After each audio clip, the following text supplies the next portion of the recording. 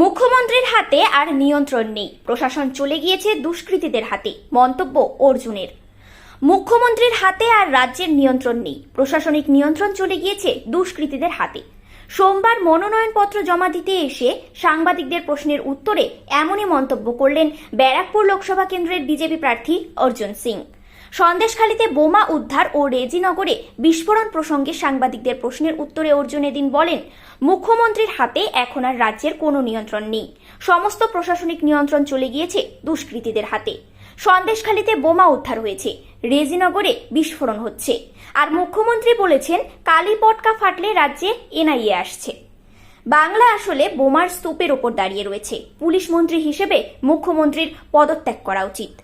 Supreme কোর্টে সন্দেশখালী মামলায় রাজ্যের আবেদন 3 মাস স্থগিত প্রসঙ্গে এদিন অর্জুন বলেন, রাজ্যের জনগণের করের টাকায় মুখ্যমন্ত্রী চোর গুন্ডা দুষ্কৃতীদের বাঁচানোর চেষ্টা করছেন। লক্ষ লক্ষ টাকা খরচ করে শেখ শাহজাহানের মতো গুন্ডা ডাকাত চোর ও দুষ্কৃতীদের বাঁচানোর জন্য রাজ্য সরকার সুপ্রিম কোর্টে যাচ্ছে। এদিন অর্জুন মনোনয়ন জমা দিতে আসার পথে পুলিশ বিভিন্ন জায়গায় তাকে আটকানোর চেষ্টা করেছে বলে অর্জুন অভিযোগ করেছেন।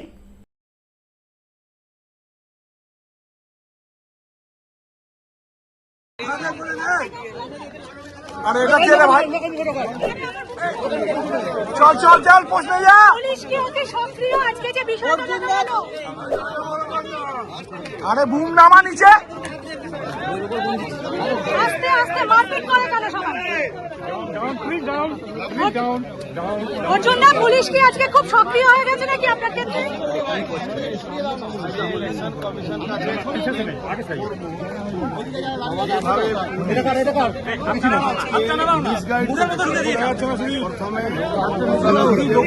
আসতে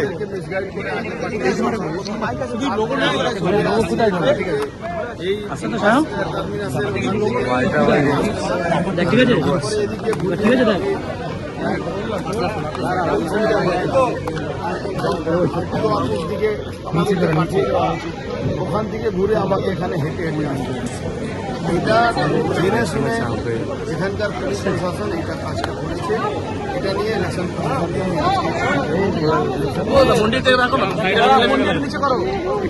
আরে এটা কি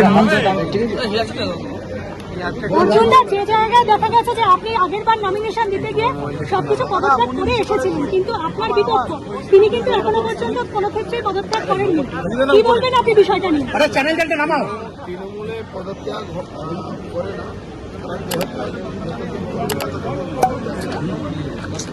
নির্বাচনী আচরণবিধি লাগু হয়েছে, তা সত্ত্বেও বিভিন্ন জায়গায় এখন দেখছি যে পুকুর ভরে রয়েছে আপনাদের ওই অঞ্চলে। রিপাবলিক চাপা একটু ইলেকশন কমিশনের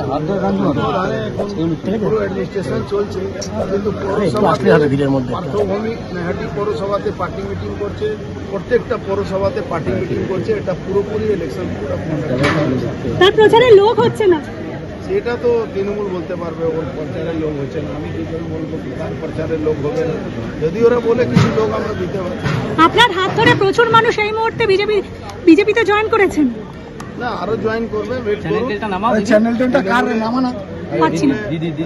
বেশিরভাগ তৃণমূলের সঙ্গে নেই এখন পর্যন্ত। তৃণমূল থেকে রয়েছে, বিজেপির কাছে আসেনি। দেখুন,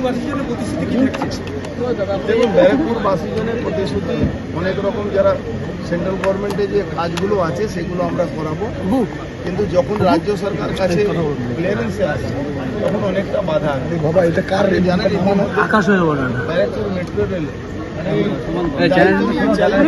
2300 কোটি টাকা পড়ে আছে।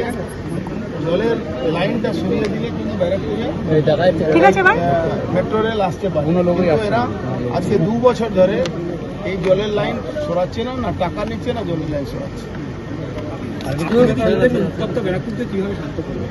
ব্যারাকপুর উত্তপ্ত তো পুলিশ করে, ব্যারাকপুর উত্তপ্ত তো তৃণমূল করে। তৃণমূলকে ঠান্ডা করলেই ব্যারাকপুর ঠান্ডা হয়ে যাবে।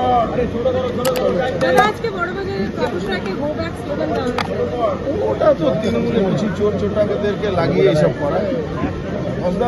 ভদ্রলোক আছে, রিয়েক্ট করেনি, অন্য লোক হলে রিয়েক্ট করবো।